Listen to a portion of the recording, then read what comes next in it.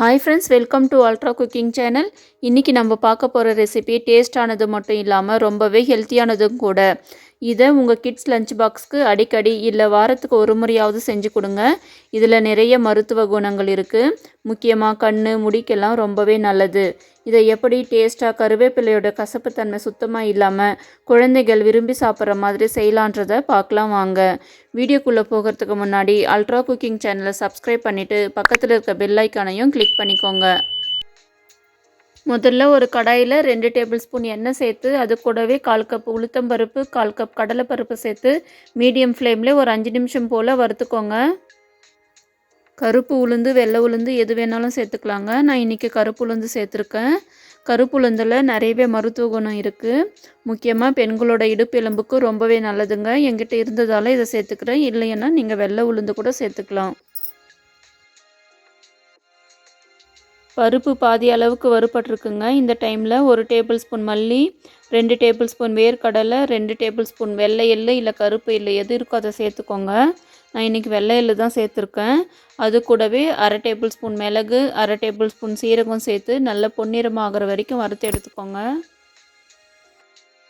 இது போல் வேர்க்கடலை எள்ளெல்லாம் சேர்த்து வறுத்து பொடி செய்கிறதால பொடி நல்லா வாசனையாக இருக்குங்க. இது இட்லி கூடெல்லாம் தொட்டு சாப்பிடும்போது அவ்வளோ வாசனையாக இருக்கும். அது மட்டும் இல்லை, கருவேப்பிலை சாதம் செய்யும்போது அந்த கருவேப்பிலையில் இருக்கிற சிறு கசப்பு தன்மையெல்லாம் எடுத்துகிட்டு சாப்பிடவே அவ்வளோ நல்லா இருக்குங்க. அடுத்ததாக இது கூடவே நான் ஒரு 10 வரமிளகாய் சேர்த்துருக்கேங்க. உங்களுக்கு காரம் அதிகமாக வேணும்னா ஒரு 7லேருந்து 8 வரமிளகாய் சேர்த்துக்கோங்க போதும். இதை ஒரு 2 நிமிஷம் மட்டும் லோ ஃப்ளேமில் வறுத்து எடுத்துக்கோங்க.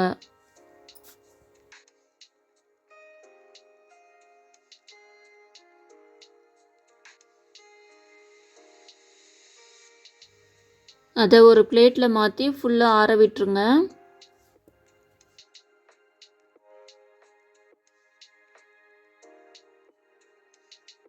அடுத்ததாக அதே கடாயிலே கருவேப்பிலை வறுத்துக்கலாம். நான் இன்றைக்கி 3 கைப்பிடி அளவுக்கு கருவேப்பிலை சேர்த்துருக்கேன். கருவேப்பிலை நல்லா அலசிட்டு கொஞ்சம் கூட ஈரம் இல்லாமல் சேர்த்துக்கோங்க.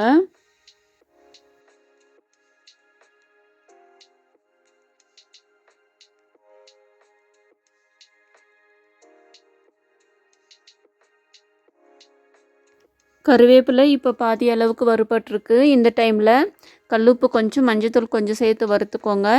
இது போல் சேர்த்து வறுக்கிறதால கருவேப்பிலோடைய நிறம் மாறாமல் நல்லா க்ரீன் கலர்லேயே இருக்கும்.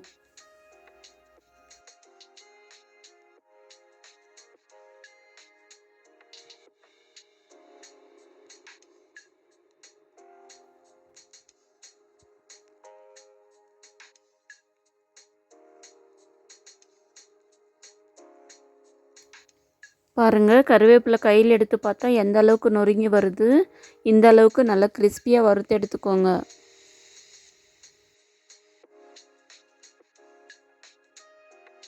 அடுத்ததாக ஒரு மிக்ஸி ஜாரில் நம்ம வறுத்து வச்சுருக்க பருப்பு, வரமிளகாய் எல்லாம் சேர்த்துக்கோங்க. சேர்த்து நல்லா கொரகொரப்பாக அரைச்சி எடுத்துக்கோங்க.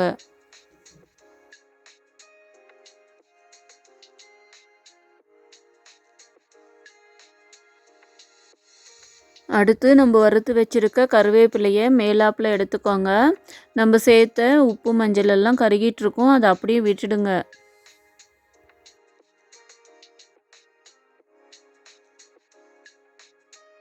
இப்போ வறுத்த கருவேப்பிலையும் இந்த ஜாரில் சேர்த்துக்கோங்க.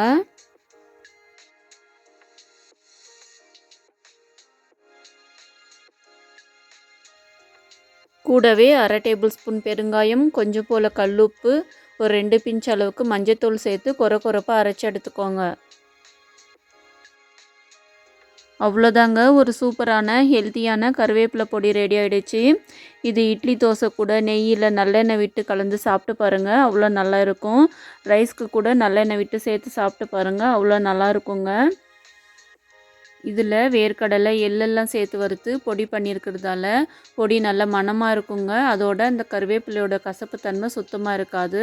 அதனால குழந்தைங்களும் நல்லா விரும்பி சாப்பிடுவாங்க. இந்த பொடியை ஸ்டோர் பண்ணி வச்சு 3 மாதம் வரைக்கும் யூஸ் பண்ணிக்கலாங்க. இப்போ இந்த பொடியை வச்சு சூப்பரான கருவேப்பிலை சாதம் செய்யலாம் வாங்க. அதுக்கு ஒரு கடாயில் 2 டேபிள் ஸ்பூன் எண்ணெய் சேர்த்துருக்கேன். எண்ணெய் நல்லா காஞ்சதுக்கு அப்புறமா 1/2 டேபிள் ஸ்பூன் கடுகு, 1/4 டேபிள் ஸ்பூன் சீரகம் சேர்த்து பொரிய விட்டுக்கோங்க. அது கூடவே 1 டேபிள் ஸ்பூன் உளுத்தம்பருப்பு, 1 டேபிள் ஸ்பூன் கடலைப்பருப்பு, 2 டேபிள் ஸ்பூன் வேர்க்கடலை, 10 போல் முந்திரி சேர்த்து அது கூடவே 4 பல் பூண்டு இது போல் இடித்து சேர்த்து நல்லா வறுத்துக்கோங்க.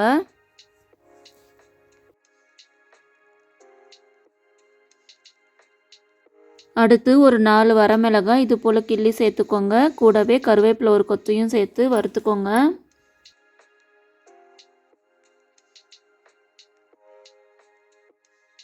அடுத்து நான் அரைச்சி வச்சுருக்க பொடியிலேருந்து ஒரு 3 டேபிள் ஸ்பூன் சேர்த்துக்கிறேன். நீங்கள் எந்த அளவுக்கு ரைஸ் எடுக்கிறீங்களோ அதை பொறுத்து கூட குறைச்சி சேர்த்துக்கோங்க.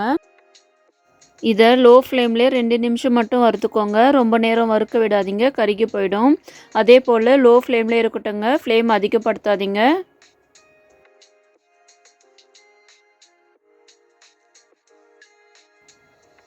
அடுத்து நான் ஒரு 2.5 கப் அளவுக்கு வேக வச்ச சாதம் எடுத்துருக்கேங்க. இது கொஞ்சம் கூட சூடு இல்லாமல் நல்லா ஆறி இருக்கணும். இது 3 பேர் சாப்பிட்ற அளவுக்கு கரெக்டாக இருக்கும்.